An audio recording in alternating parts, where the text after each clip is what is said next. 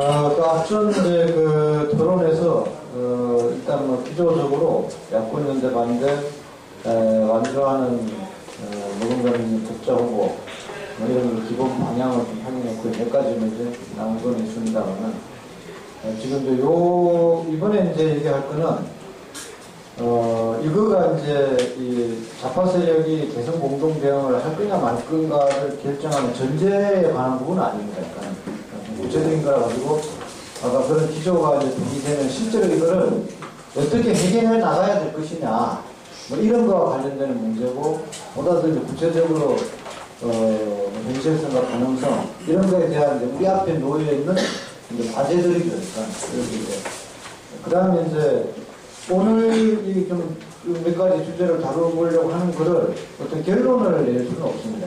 근데 이제 어쨌든 오늘 이제 이렇게 이렇게 모였기 때문에 이제 기본적인 그 문제의식과 구상과 이런 것들을 좀 확인하고 시간이 뭐 교수님은 별로 없기 때문에 그런 거를 이제 다음 어떤 과정을 간다 그러면 바로 이제 논의하고 준비하고 그래야 될 거라고 이제 한번 확인해보는 그런 거고요. 그런 거를 얘기해 주시고 다만 이제 그래도 오늘 좀 토론에서 결론적으로 내봤으면 하는 거는 그래도 다음 이런 공동 대응을 위한 기본적인 어떤 그 방식과 일정 이런 정도는 결론이 나왔으면 하는 그런 이제 바람이 있다는 걸 염두에 두시고 토론해 주시면 좋겠습니다. 몇 가지가 지금 제출되어 있습니다. 우선 하나 그 주요 정책에 관한 부분이 있는데 발제한 내용에도 이렇게 쭉 제출이 되어 있고 한데 좀 제안을 드리면 이 부분에 관해서 예를 들면 크게 기조적으로 이제 그동안 보는 이제 반자본 이렇게 다녀오는 크게 기조적인 문제에서 말고 아까 여기 뭐 공택 동기는 10대 뭐 강릉도내 같은 문제 또 뭐 다른 동기들도 진행하고 한데 아주 그런 구체적인 부분은 사장님께서 좀 체계가 만들어져서 거기서 논의를 해도 되지 않을까 싶은데 근데 그거를 넘어선 뭐 지금 정말 이 기조와 관련된 부분이 있으면 좀 얘기를 하실 분만 좀 해주시고요. 그래서 요거를 길게 이게 보통 이런 우리 토론을 해보면 이거 가지고 하면 완전히 뭐 5시간, 8시간 갈 수도 있거든요. 그래서 이제 오늘 좀 그렇게 좀 교수님이 남겨주시면 좋겠고요. 오늘 이 공성본 구성을 어떻게 이제 어떤 원칙으로 해들어가는 게 좋을지 그 다음에 후보를 오늘 정할 수는 없는 거죠. 사람이 근본적으로 이럴 수는 없는 거죠. 다만 이제 후보의 기준의 후보 어떤 성격 그 다음에 이것이 어떤 방식으로 결정돼야 되는지 후보의 결정 방식 이런 정도에서 좀 얘기해 주시면 좋겠습니다. 그 다음에 세 번째가 투쟁 우리가 지금 기왕에 진보정당운동 의리 찌드는 그런 방식에 하자고 하지 말자는 건데 근데 실제로 그러면 이 대중투쟁 이런 것들을 어떻게 이제 결합시켜 나갈지 이것도 세밀한 방법론상 전술상에 이런 걸 오늘 얘기해 주시지 마시고요. 나중에 얘기해 주시고 큰 하여간에 가닥과 관련해서 얘기해 주시고 정도로 얘기해 주시고 그 다음에 뭐 재정 일정 계획을 좀 따로 떼서 하도록 하겠습니다. 아마 이 재정의 문제는 오히려 선거운동 방식과 관련돼서 아마 이제 얘기를 하실 것 같아요. 그래서 이제 그렇게 좀 하나하나 지금 따로따로 보게 그러니까 한 4가지 정도를 같이 이렇게 이렇게 얘기를 같이 했으면 좋겠습니다. 그래서 이것도 뭐 돌아가면서 얘기는 안 하겠습니다. 그 다음에 이제 좀 몇 분이 공선봉 구성 후보 투쟁 방향 이 정도 이 3가지 요거를 좀 이렇게 포괄적으로 결론적으로 얘기해 주시고 뭐 어떤 분이 하시려니까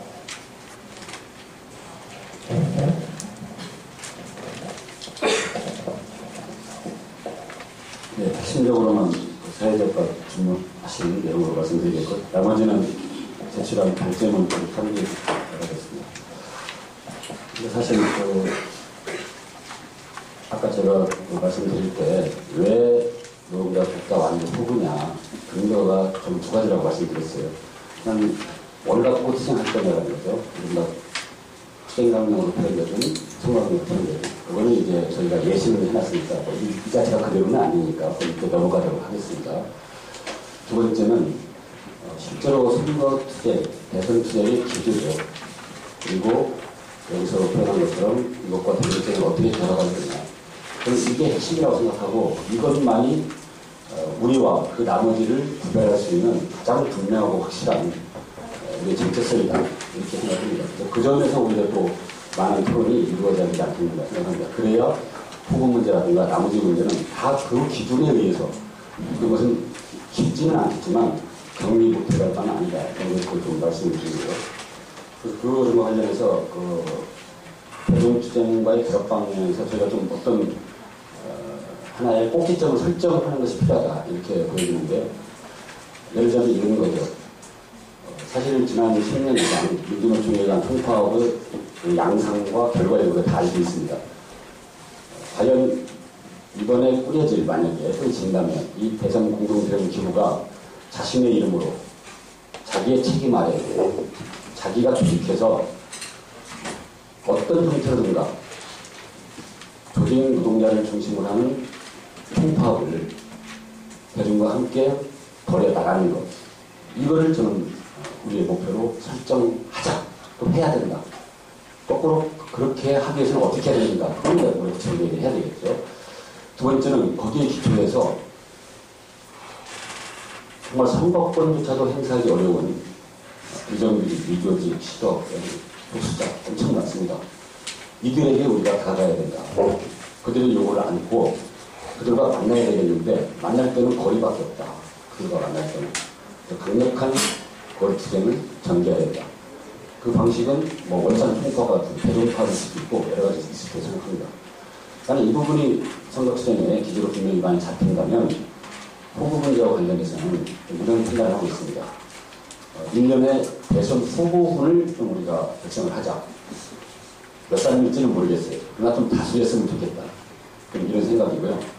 그 후보군이 11월 27일 최종 등록하기 전까지는 동등하고 수평한 그 자격을 가지고 아까 말씀드렸던 그 투쟁을 조직하는데 다 같이 앞장서고 공모하게 하면 된다. 또 하게 해야 된다. 이렇게 좀 판단합니다. 그리고 그때까지 이 과정에서 그 대선 후보군 중에 대중적으로 자연스럽게 어떤 후보에 대한 인과과 판단이 대중이 판단할 수 있는 근거가 발생할 거다. 또 하게 해야 된다. 이렇게 생각합니다. 인위적이고 임의적으로 하는 게 아니고 바로 그 과정에서 모아질 수 있지 않겠는가. 이렇게 보여지고요.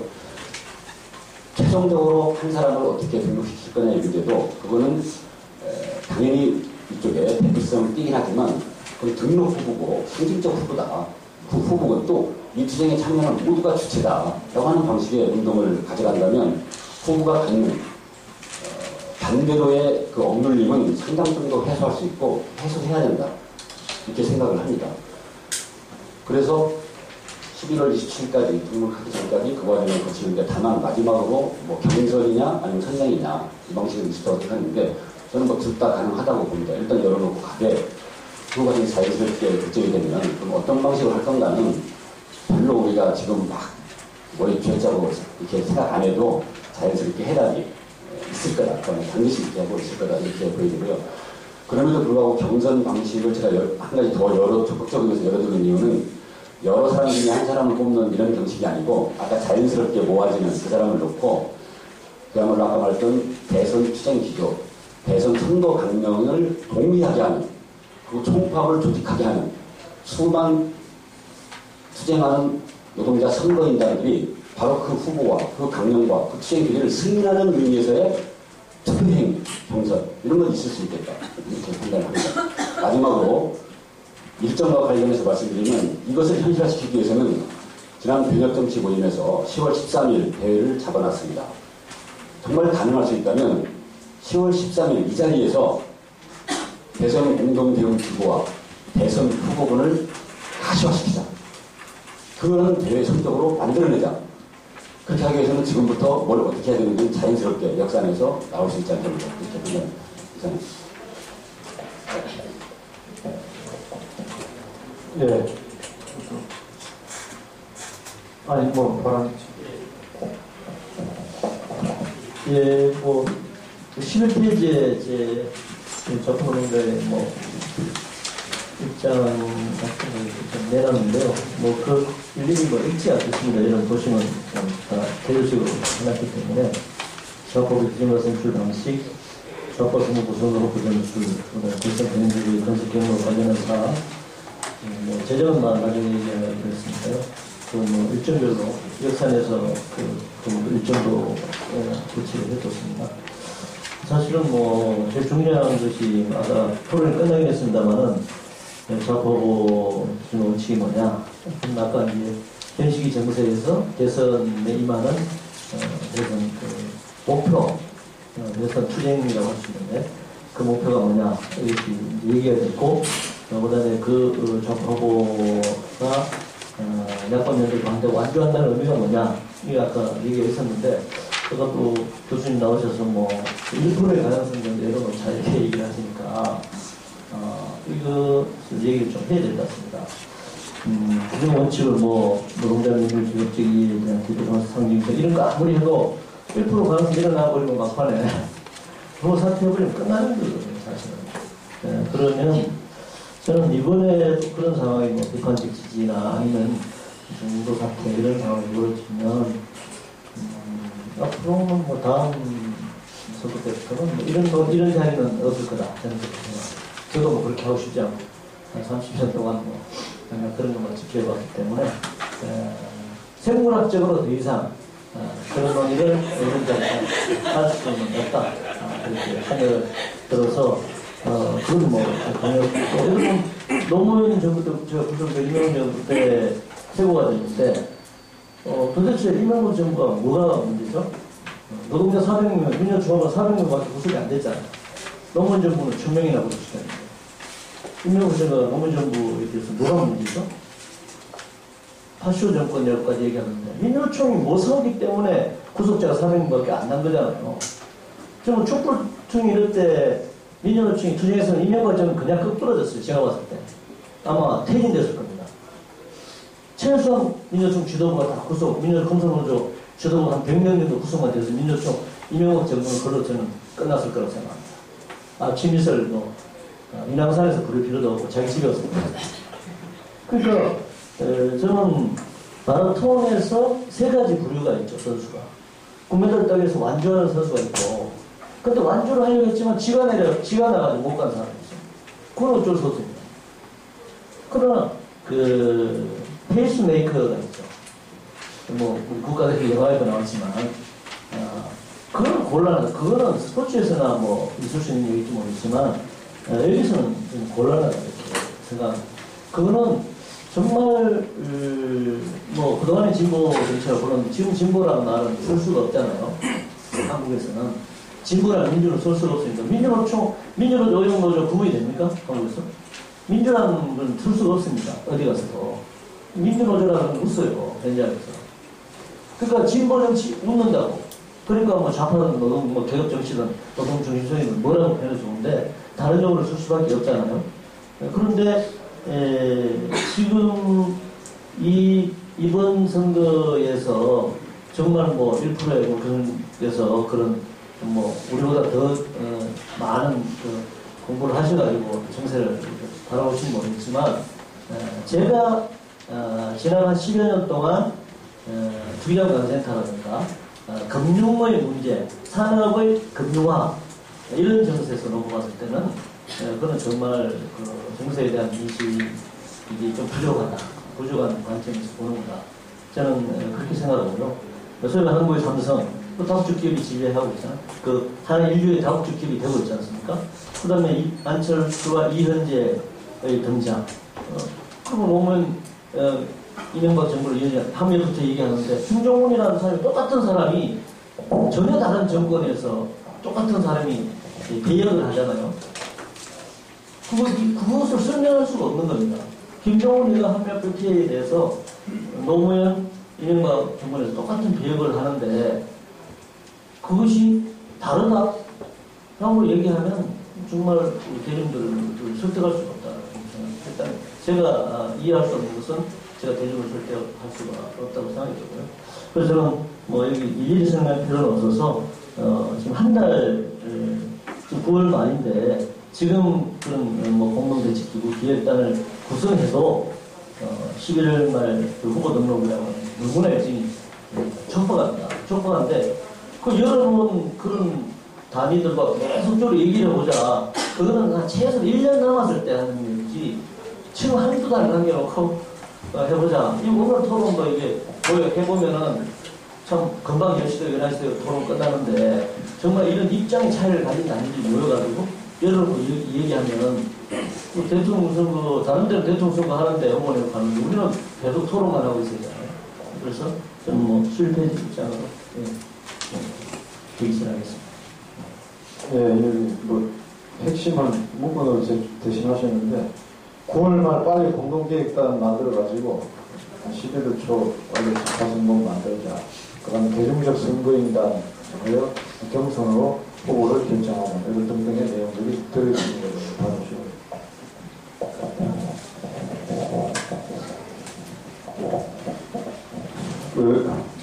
공동선거운동본부 구성 관련해서는 이렇게 생각합니다. 오늘 이 지금 좌파단위 논의가 굉장히 중요하다고 생각하고요. 최대한 여기서 논의를 모아서 이 논의의 결과로 공동선거본부 뭐에는 기획단이 형성이 되든 해서 빨리 좀 준비를 해들어가야 된다고 생각하고 있습니다.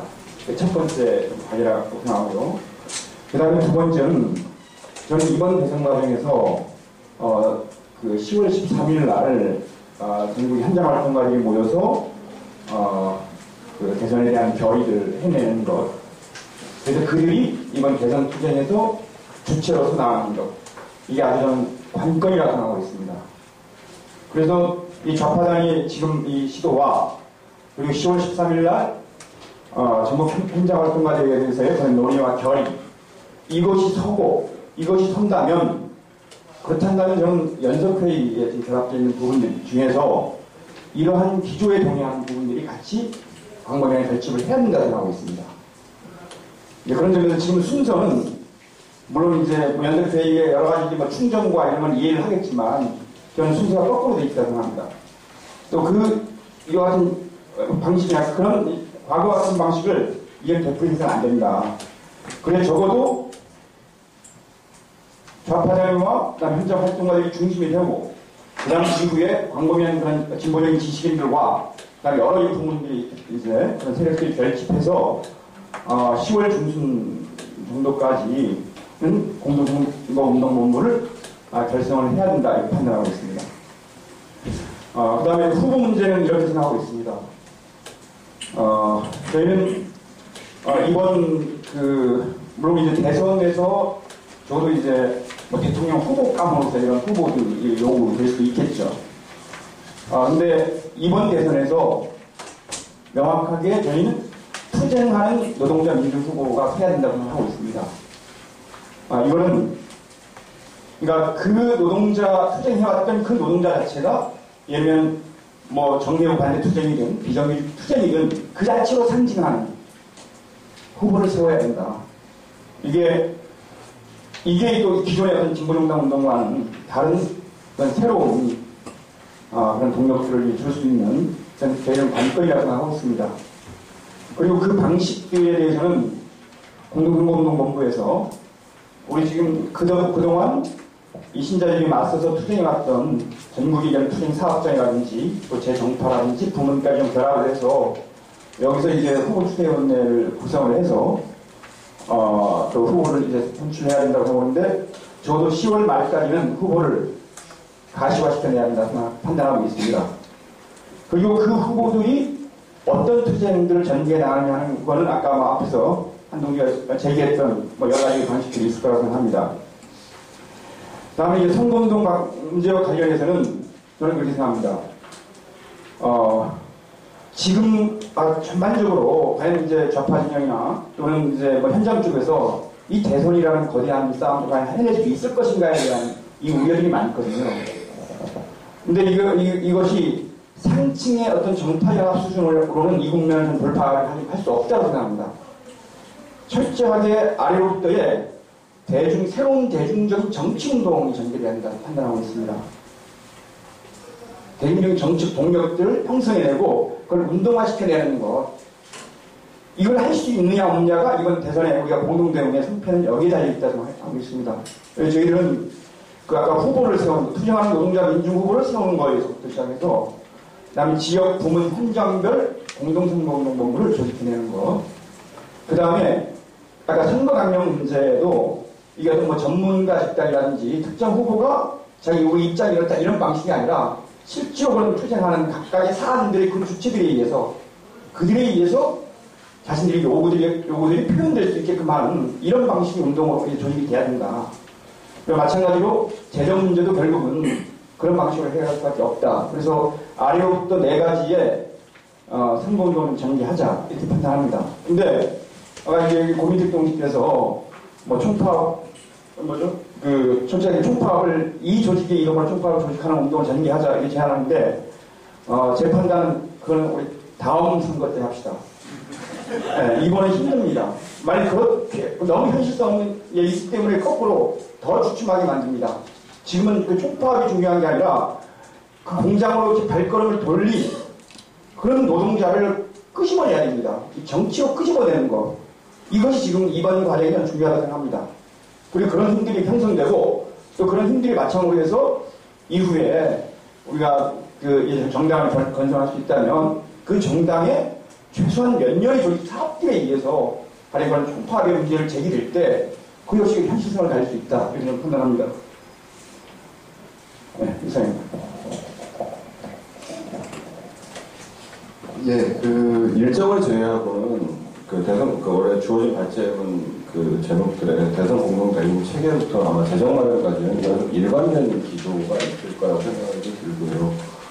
그 다음에 이제 뭐 총파업이냐 거리 투쟁이냐 뭐 이것의 결합이냐 혹은 그것이 아니냐라는 표현과 좀 상관없이 어쨌든 저희가 보는 방식은 이번 대선이 좌파의 연합과 사회의 연대를 결합한다.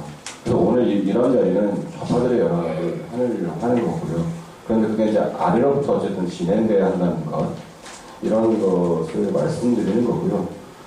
뭐 그런 맥락에서 보자면 당연히 이제 선거운동의 기조와 방식이라는 것도 그런 그 어떤 뭐 강령, 그다음에 그 결집 이런 방식도 그런 사회연대 후보에 맞는 방식으로 그래서 대선이라는 공간에서 자신들의 배제당한 사람들이 자신들의 목소리를 내는 뭐 이런 방식의 일일 수밖에 없다. 그리고 이제 뭐 보통 선거투쟁과 대중투쟁도 사실 이제 마찬가지 이제 맥락인데 그렇다고 해서 이거는 뭐 투쟁 현장마다 다 쫓아다니냐 이런 방식보다 그걸 어떻게 쭉 방금 박상동 동지 말씀하신 것처럼 쭉 끌어낼 수 있는 거냐 이런 게 필요하다고 생각이 들고요. 그 다음에 이제, 저와 이제 다른 분들이 약간 쟁점이 될 수 있는 게 이제 후보 기준일 텐데, 뭐 결정 방식에 대해서는 뭐 아직도 좀 열려있고, 그러니까 넓은 의미에서의 경선, 그러니까 형성돼가는 과정이라는 의미에서 경선이라는 것을 동의를 합니다. 그게 꼭 이거야, 이건 좀 다른 문제잖아요. 근데 이제 저는 기본적으로는 우리가 내놓는 의제를 대표할 수 있는 인물이어야 된다고 생각이 들고요. 여기서 말하는 대표라는 것은 좀 상징하고는 좀 구분되는 거 아니냐. 왜냐하면 대통령 후보라는 것은 어쨌든 보면 사회적으로 볼 때 사회의 총체적 변화를 상징하는 인물이기 때문에 일정한 대표성, 그러니까 좌파의 의제를 대표하는 인물이어야 된다.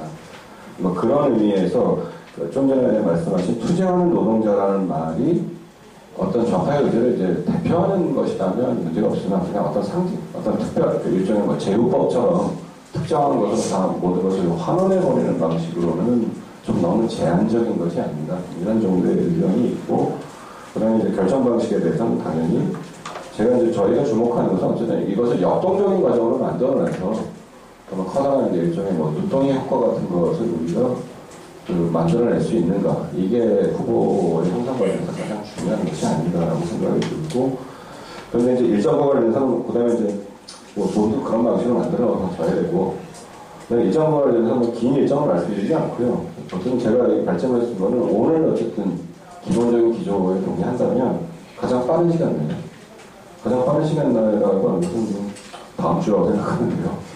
말씀드리면 공동 대응 기구의 기본 틀을 만들어내고, 그리고 이제 오늘은 기조만 이야기하는 것들을 좀 구체화할 수 있는 뭐 기획단이라든지 뭐 이런 방식으로 실질적으로 빨리 진행할 수 있는 뭐 그런 것들을 했으면 좋겠다. 이런 게 제 의견입니다.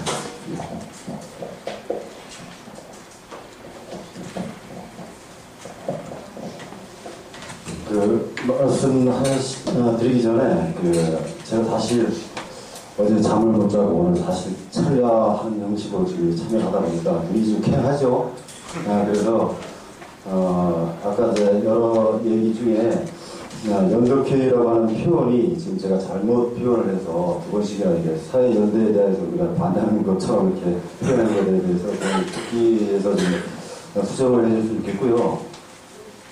저희들은 사실 우리가 진행하는 것 관련해서 활동가 동지들만 뿐만 아니라 정치 조직 그리고 활동가 조직 다수가 저희들과 함께 이제 기획단이나 어쨌든 다양한 형태로 해서 이렇게 같이 참여하고 있습니다.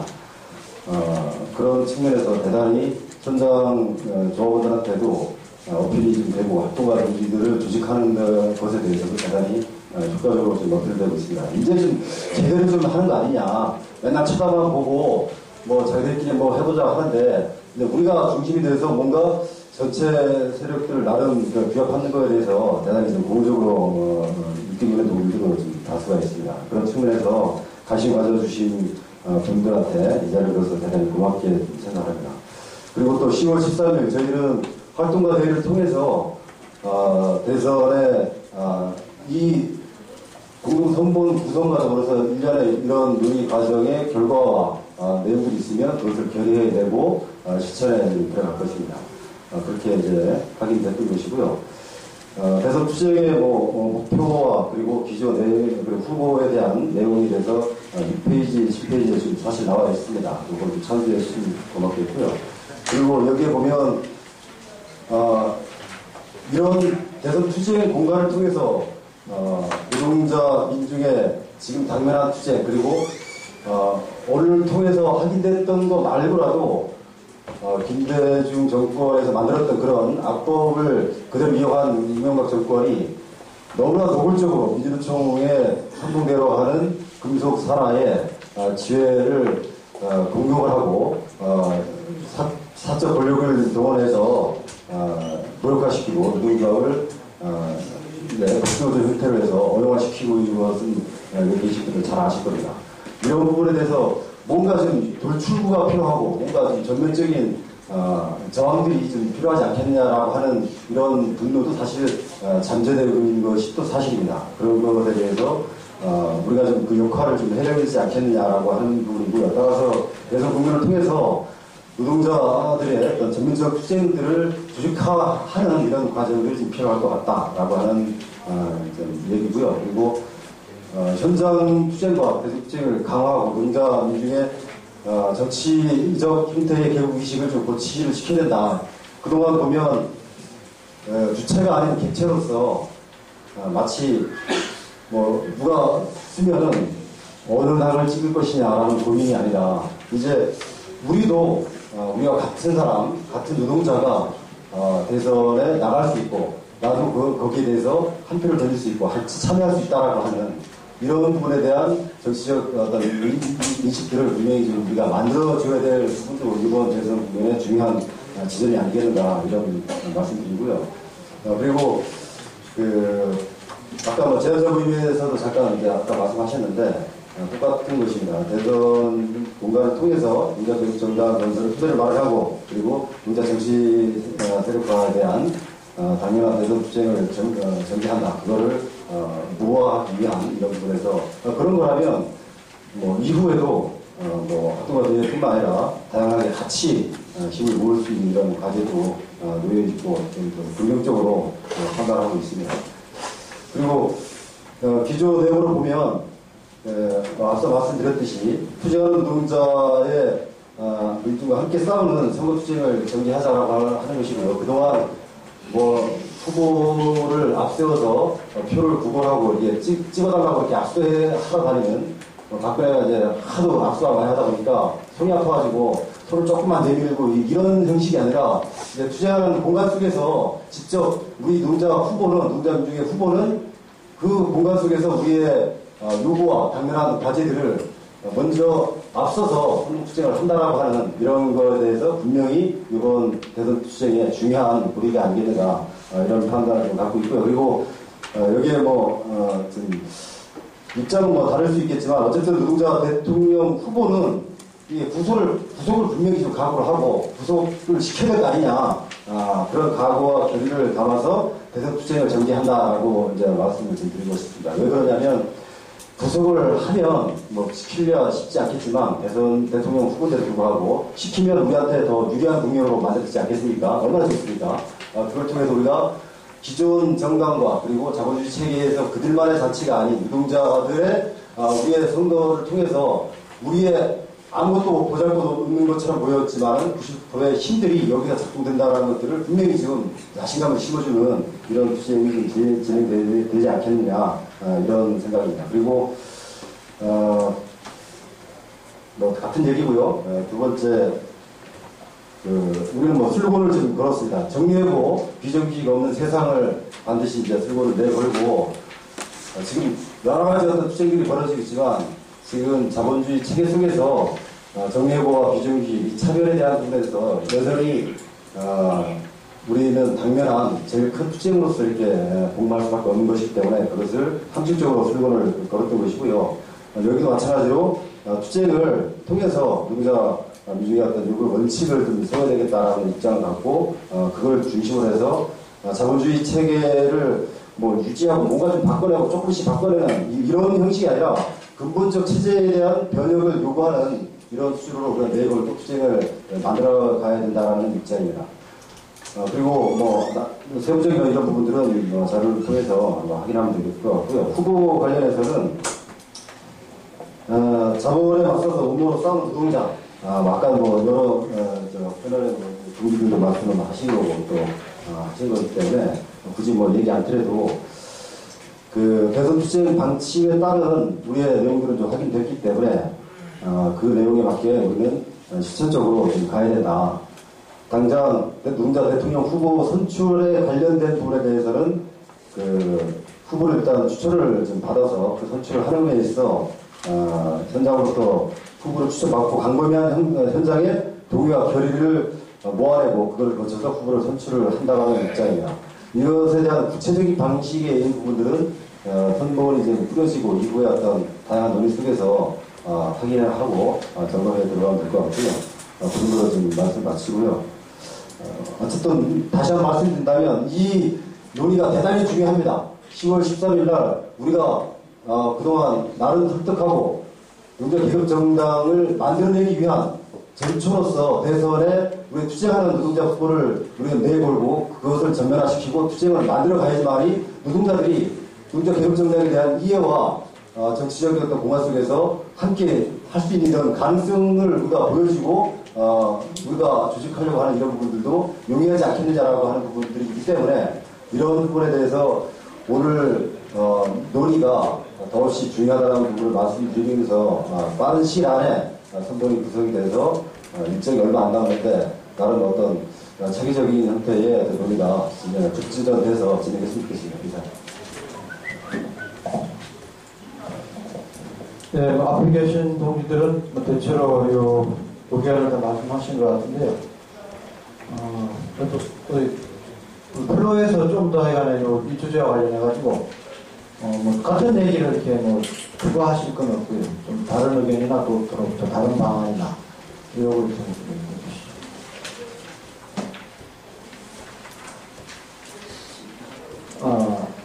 예.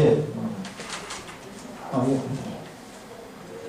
확인하는 과정이잖아요. 제가 볼 때는 시간이 넓고 그 과정에서 지금 산호위가 예를 들면 무슨 후보로 나가야 되는 처음에 전체가 정당건설과 대선은 분리해서 우리가 좀 논의가 됐으면 좋겠다라고 하는 것도 저도 동의를 하는데 그렇지만 진보신당이 함께 가고 있는 과정에서는 분명히 이거는 확인을 해야 되지 않을까. 그러니까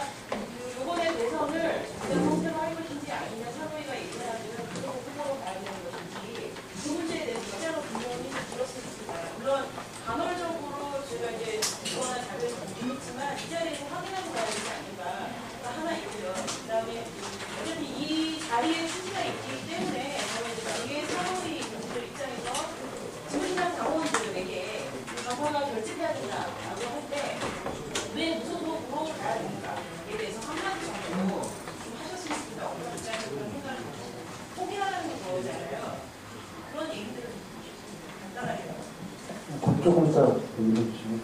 또 하여간 질문도 좋고 좀 다른 의견도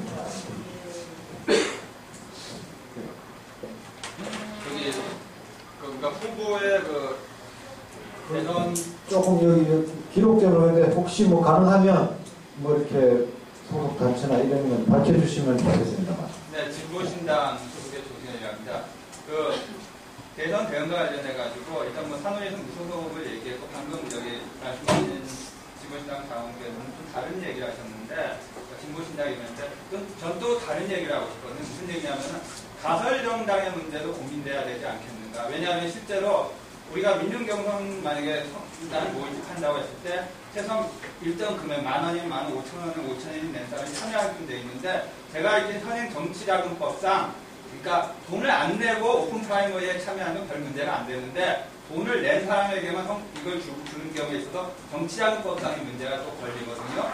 두 번째 부분은 아무래도 선거법상 무소속보다는 정당의 후보일 경우에 있어서 굉장히 선거운동하는 데 있어서 유리한 측면이 있기 때문에 그래서 좀 다른 의미에서 가설정당의 문제도 고민돼야 되지 않겠는가라고 생각이 있는데 거기에 대해서 네, 또 뭐 다른 질문 의견. 네. 네, 저는 질문은 아니고요. 우려되는 제목들이 조금 더 말씀을 하시냐면,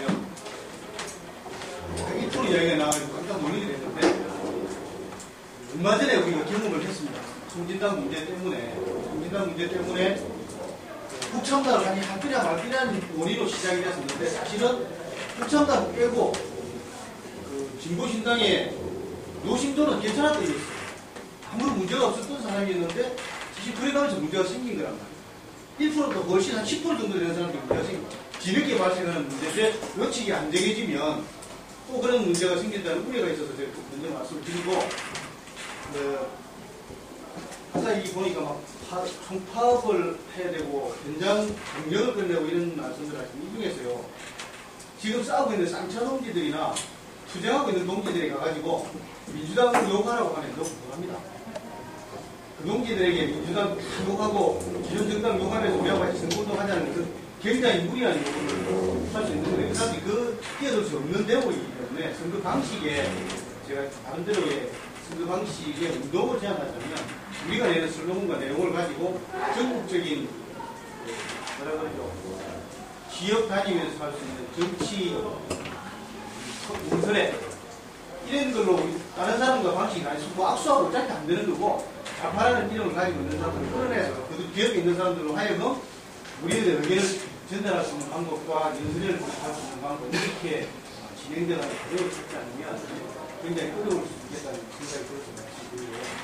그리고 작은 문제는 이거는 특별히 정당이 아닌 경우에 제가 작년에 정당 하나 선거도 정치자금법이 굉장히 중요하게 들려있습니다. 정당이 있는 사람은 유리하게 있고 무소속으로 나온 사람은 돈 모으는 게 정말 뚝뚝 떨어지는 사람, 돈 주는 사람 없으면 불가능을 떨어져요. 그래도 딱 단기간 내에 아니면 몸을 몰아도 돼 있어서 그런 문제는 정당으로 간다 이게 아니라 우리가 가설 정당이라도 어떤 사람이 얘기한다는 데서는 다른 데로 위해서 말씀드리고 이게 뭐 이번 싸움을 하면서 전 이 생각이 듭니다.